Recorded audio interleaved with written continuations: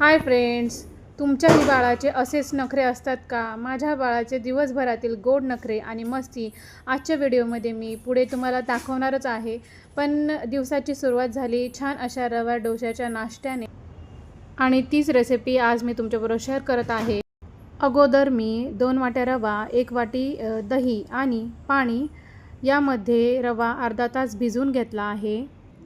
त्यानंतर यामध्ये विविध प्रकारच्या भाज्या जसे की कांदा, टोमॅटो, हिरवी मिरची, बटाटा किसून घेतलेला आहे आणि कोथिंबीर, चवीनुसार मीठ हे सर्व ॲड करून कन्सिस्टन्सी ॲडजस्ट करून त्यामध्ये सोडा ॲड करून तव्यावरती मस्त असे डोसे तयार केले आणि रवा डोसा नाश्त्यासाठी एकदम परफेक्ट आहे आणि घरच्यांनाही खूप आवडतात. यानंतर मी मिशोवरून मागवली आहे jamdani cotton silk sari mustard कलरमध्ये. यावर जामदानी विणकाम आणि सुंदर असे मोराचे डिझाईन खूपच छान आहे. कॉटन सिल्क साडी असल्यामुळे ही साडी मऊ आणि हलकी आहे.